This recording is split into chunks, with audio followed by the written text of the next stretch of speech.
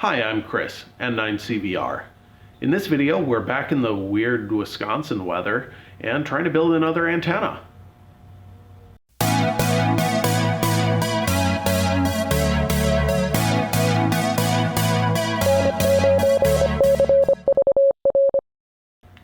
Alright, so what we've got for this video is we're going to try to build a sort of a J-pole. Actually, technically it is a J-pole. But what we're going to do is try to build a dual bander. This has been done before. In fact, there's people who sell them. And one in particular, if you've heard the name Edison Fong, or Ed Fong, he has both designed and he sells antennas. The cool part is he has some of his antenna plans out on the web, and we're basically going to build it. And what we're going to do is, so here I have some 300 ohm ladder line, and we're going to use that to build a J-pole because, hey, it's got two conductors right next to each other, so we can do that. And then also, at the same time, we're going to add in a little bit of coax to leverage the fact that the way a wave travels down coax, during certain parts of the wave, it acts as an open conductor, and during other parts of the wave, it acts as a short, or anywhere along there, it's got a certain impedance. So we're going to leverage that fact and basically splice some ladder line and some coax together in a very specific manner and create what should be a dual band 2 meter and 70 centimeter roll up antenna. So basically a very flexible dual band antenna. So what we're working off of here is, I believe this is an article from QST magazine, and in here this is written by Ed Fong, and he's got a little plan for his antenna. However, the way he's got it is you got to do a bunch of math to figure out the total length of the ladder line that we got to cut, so let me do that real quick.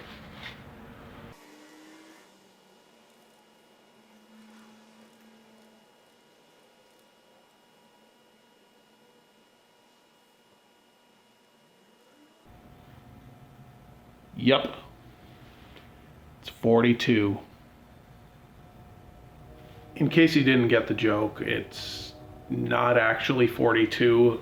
Don't go and, waste a bunch of ladder line by cutting it to 42 inches. I will kind of leave where that joke comes from out of it, but if you get it, you get it. Feel free to hit the comments if you get it. So what we're going to be doing is we've got this chunk of ladder line that is infinitely long because it extends past the frame of the camera. And then I've got this little chunk of coax here. This is a little longer than I need, but I don't really trust my coax stripping skills that well. I'm going to strip it to what I need and then basically trim it after I've done that. From here on out, basically what I'm going to be doing is snipping, soldering, things like that. You always forget something. You need a second piece of coax. This one's supposed to be 18 inches long. Again, I've cut it just a little longer because I don't trust my stripping and soldering skills. Just when I said I forgot one thing. You need one of these guys too.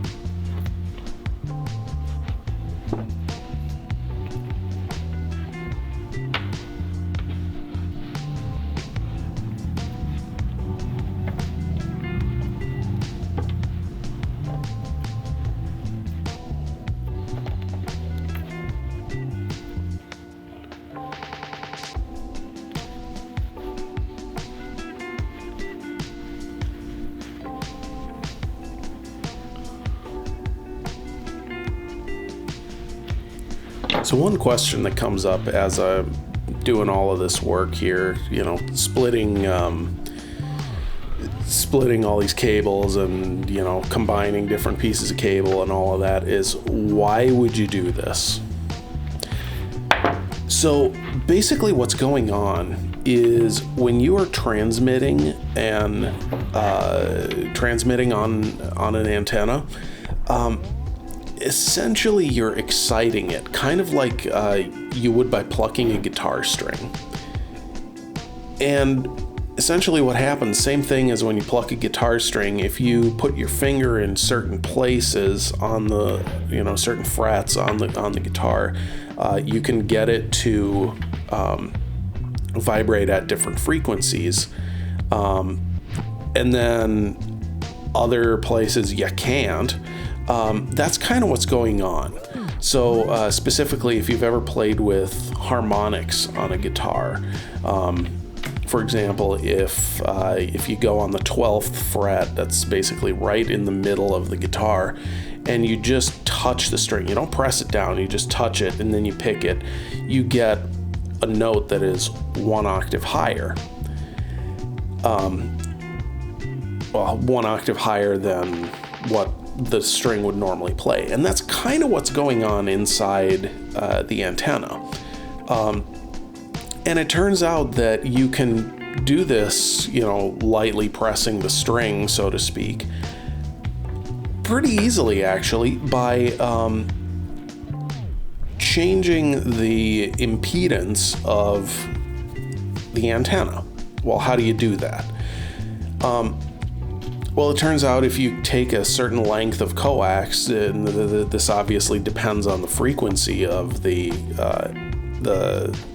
transmission, you can make it, depending on the length of the coax you pick, you can create either an open circuit or a short circuit.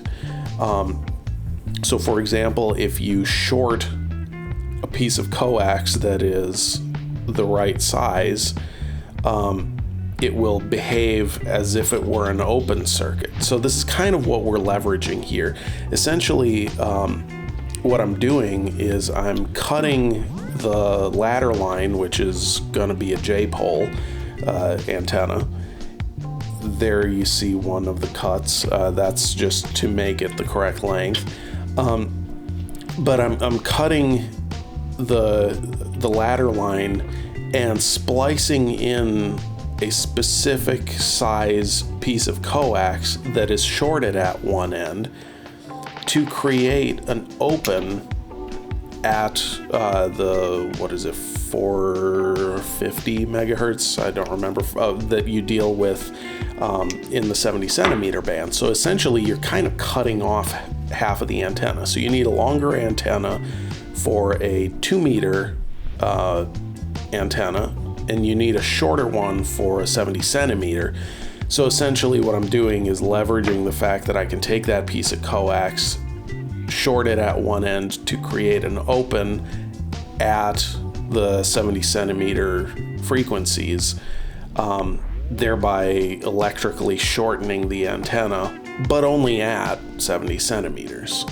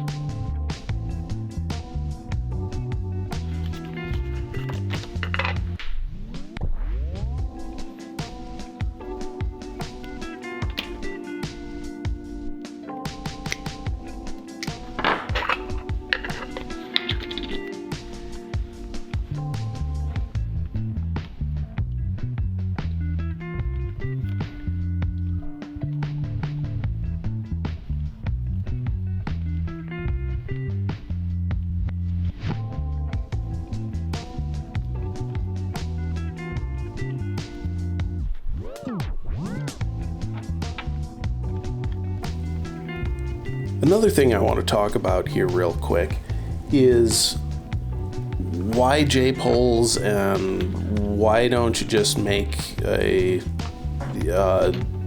dipole antenna?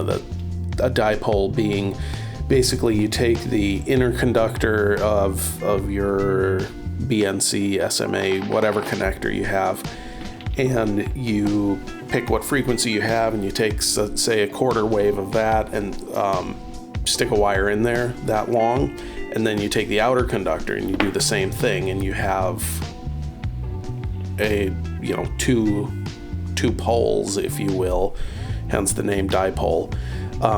So why would you do a J-pole over that that design? And there can be a whole bunch of different reasons.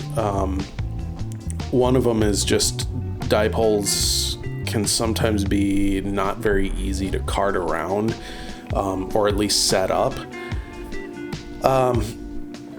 Depending on the setup and all that, especially if you're looking at a portable setup like with the Handy Talkie, a dipole is kind of going to be a pain. So that's one reason. But it turns out dipoles in general, and this dipole in particular, is very, very popular in the emergency communications community because well, first of all, you can just completely roll it up and, stick it in a pack or whatever. Actually, Ham Radio Crash Course just had a video on where he tested one of these. It looked like a commercially made one. And basically what he did is he got himself a cheap carbon fiber extendable fishing pole and hooked it to the end of that and stuck it up in the air. So that can be a very, very portable setup. So that's really nice. But the other thing that you get off of a J-pole antenna is you actually get some gain. And basically what gain is if I put,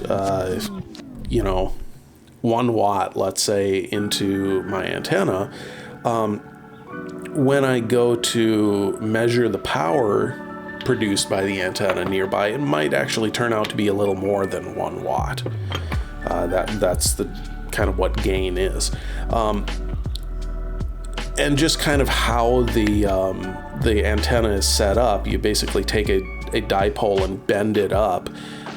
You end up with this very interesting situation where the waves that you're transmitting out are kind of constructively interfering with each other to get that gain.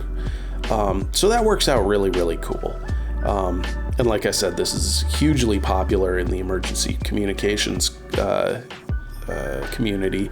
In fact, depending on, I've seen some Aries Races groups who say that if you're going to set up an emergency communications kit or station or whatever, like you pretty much have to use a J-pole. The kind of how they define their system requirements, that reading between the lines, it kind of has to be a J-pole.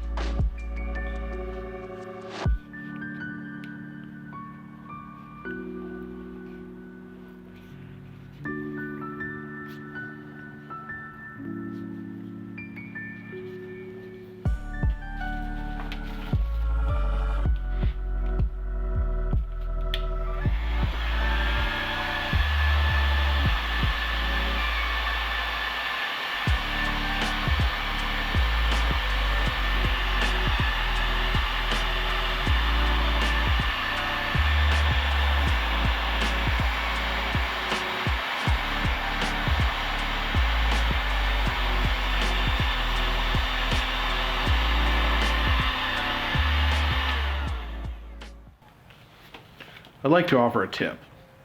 Anyone who lives in Wisconsin had better get one of these because it's about the only warmth you can get around here.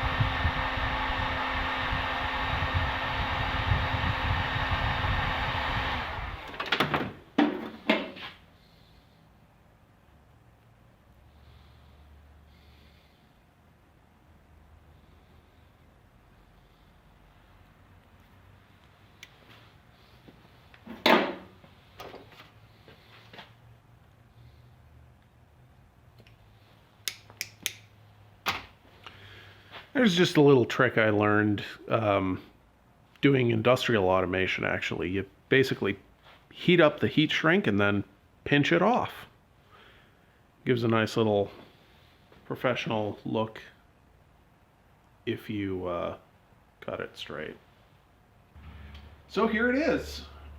I put a little loop on the end of it just so that it's got a place to hang it from. And looks good. So there's only one thing left to do with it.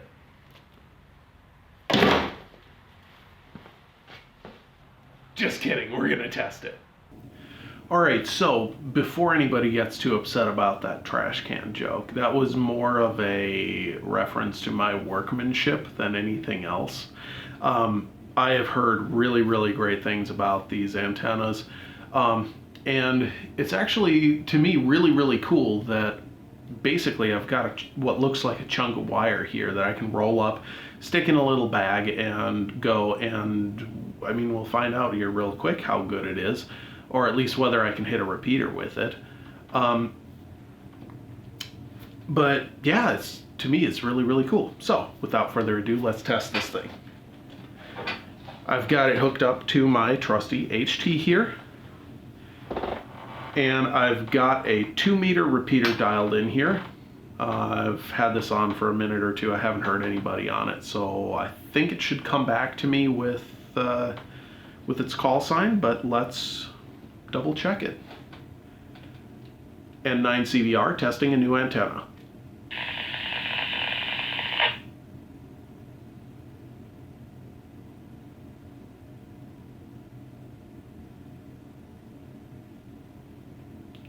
N9 CVR.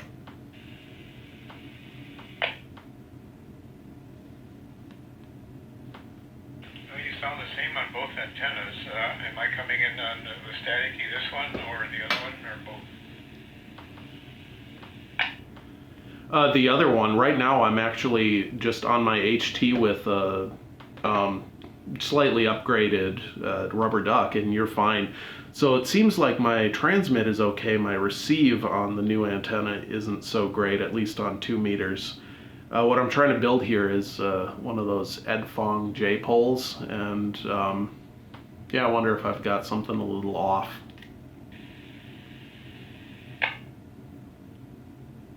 Yeah, you might have something a little bit off on that J pole, because Gary chimed in too while you were switching radios, and he said that all of our transmissions were good, and that so if you're receiving me well on your handheld, then maybe there's something you need to tweak on that J pole there. So KD9 CVP.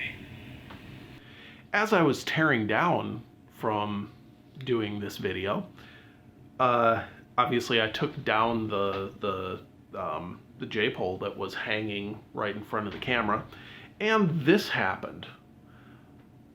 This is something I've struggled with my other connectors. They really don't want to solder to the outside of this SO239.